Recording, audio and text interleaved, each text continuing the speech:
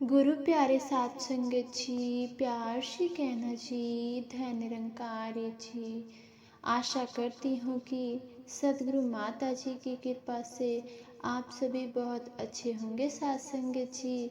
साध संगत जी, आज मैं आप सभी के लिए एक नया साखी लेकर आई हूँ। आशा है प्रवान करेंगे जी। साध संगत जी, साखी का शीर्षक है, विषय है साध संगत, अंत भला तो सब भला। तो चलिए सुनते हैं साध संगत जी आज की ये साखी। साध संगत जी, वृंदा अपनी रसोई में चाय बना रही थी। तभी उसके पति निखिल ने उसे आवाज लगाकर कहा, वृंदा, आज तो पानी भी नहीं आ रहा है। लगता है पानी की टंकी खाली हो गई है। जरा मोटर चला दो। साध संगत जी, वृंदा ने अपनी सास के लिए डाइनिंग टेबल पर चाय रखते हुए कही कि माँ जी चाय पी लीजिए। और वो दौड़ते हुए बरामदे पर जाकर मोटर चालू करने आई। साध संगत, तो उसने देखा कि उसकी सास अभी भी सोफे पर बैठी थी। बहू को देखते ही वह बोली, बहू, मेरी चाय पकड़ा दो जरा। वृंदा झुंझला गई और कहने लगी, क्या 4 कदम पर चाय रखी हुई है, क्या वो कप भी उठाकर नहीं ले सकती?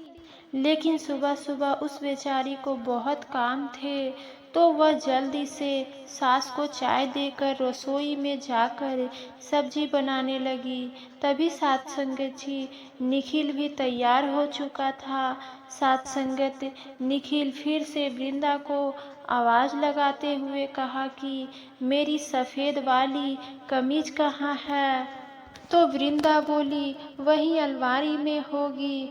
तो साध संगत जी, निखिल बोला कि यहाँ तो नहीं है। तो वृंदा तेज कदमों से रसोई से बाहर निकली। तभी उबल रहे आलू ने एक सीटी और बजा दी। उसने उलटकर चूल्हे बंद किए। वो भागते हुए कमरे में गई तो वह यह देखकर हैरान हो गई कि निखिल तो वही सफ़ेद कमीज पहनकर तैयार हो रहा है। और हैरानगी से बोली, यह क्या है? आपको कमीज मिल गई तो मुझे फिर क्यों बुलाया? तो साध संगत, सुबह सुबह निखिल कहने लगा कि तुम सुबह उठती हो, उठकर तुम घर के काम में लग जाती हो। मेरे बात सुनने का तुम्हें एक जरा भी समय नहीं है। साध संगत, अभी वृंदा अपने कमरे में ही थी। सास की तेज आवाज ने जैसे वृंदा को झंझोर दिया हो। वह चिल्लाते हुए बोली कि बहू कहाँ मर गई? उधर सारा पानी बह गया है। यह आवाज़ सुनते ही एकदम से वृंदा को झटका लगा। साध संगत जी, वृंदा जल्दी से दरवाजे की ओर भागी। अब तो वृंदा की सास कमला जी गुस्से में घूरते हुए बोली, अच्छे घर की बहुएं ऐसी ही होती है। काम छोड़कर कहाँ चले गई थी तुम? अब वृंदा क्या ही बोलती। वह भागते हुए बाहर गई। जल्दी से उसने मोटर को बंद किया, लेकिन जो आग लगनी थी वह लग गई थी। बेटे के सामने तो अब कमला जी ने वृंदा से कुछ भी नहीं कहा। पर साध संगत जी, अब निखिल के ऑफिस जाने के बाद वृंदा ने अपनी सास को नाश्ता दिया और खुद भी नाश्ता करने के बाद वो कपड़े धोने बैठ गई। जब वो कपड़े धोकर निकली तो उसका फ़ोन बज रहा था। उसने फ़ोन उठाया तो उधर से वृंदा की माँ घबराई हुई आवाज़ में बोली, बेटा क्या हुआ? तेरा ससुराल में सब ठीक है ना? साध संगत जी, यह सुनकर वृंदा एकदम से हैरान हो गई और बोली, माँ यहाँ तो सब कुछ ठीक है, तुम ऐसा क्यों बोल रही हो? तो साध संगत जी, वृंदा की माँ बोली, थोड़ी देर पहले तुम्हारी सास का फ़ोन आया था और उसने तुरंत ही हमें वहाँ आने को बोला है। यह सुनकर वृंदा हैरान हो गई। सात संगत जी, वृंदा कहने लगी, अब क्या हो गया? रुको, मैं माँ जी से पूछ लेती हूँ। तो सात संगत जी, उसकी माँ बोली, बेटा यह क्या है? तुम निखिल से कहो ना कि वो अपनी माँ को समझाए। हम 2 दिनों की दूरी पर रहते हैं बेटा, बार बार हम तुम्हारे ससुराल नहीं आ सकते। वृंदा समझ रही थी। वह गंभीर होकर बोली, माँ तुम चिंता ना करो, मैं बात करती हूँ। तो सात संगत जी, वृंदा को सास पर बड़ा गुस्सा आ रहा था। उसका मन झुंझला रहा था। सात संगत, वृंदा की शादी को 6 महीने हो गए थे और सात संगत जी, इस 6 महीने में उसकी सास उसके माँ बाप को पहले ही 4 बार बुला चुकी थी।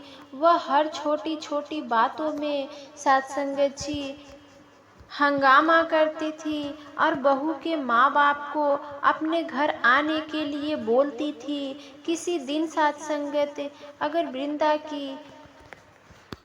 की तबीयत खराब हो जाती थी तो सात संगत वह बेचारी अगर काम नहीं कर पाती थी तो तब भी कमला जी वृंदा के माँ बाप को शिकायत करती। सात संगत जी लेकिन बुला लेती ही थी। 1-2 बार तो जब वृंदा को बाजार से घर आने में देर हो गई तो सात संगत जी उसके लिए भी उसकी सास ने उसके माँ बाप को फ़ोन करके घर बुला लिया। यूं ही सात संगत छोटी छोटी बात सात संगत उन लोगों को बुलाकर उन्हें काफ़ी सुनाया करती थी। सात संगत जी, अब ऐसे में वह उल्टा ही उन लोग कमला जी को समझाने की कोशिश करते थे तो वह और चिड़चिड़ा जाती थी। और सात संगत जी, निखिल भी अपनी माँ की इस आदत से परेशान हो गया था। वह बार बार माँ को कहता कि यह कहना ठीक नहीं है, लेकिन माँ तो सुनती ही नहीं है। और फिर अगली बार छोटी सी बात पर तुरंत ही वह वृंदा के मायके में फ़ोन कर देती थी। सात संगत जी, वह शुरुआत में तो वह लोग लिहाज कर रहे थे, लेकिन अब तो उन लोगों की गुस्सा आने लगा। लेकिन अब तो उन लोगों को भी गुस्सा आने लगा था। वो लोग 2 दिनों की दूरी पर रहते थे। इतना लंबा सफ़र तय करके बार बार उसके लिए सात संगत आसान बात नहीं थी। वह सीधा सास के कमरे में गए। सास आराम से फल खाते हुए कुर्सी पर बैठी हुई पाँव हिलाते हुए पुराने हिंदी गाने सुन रही थी।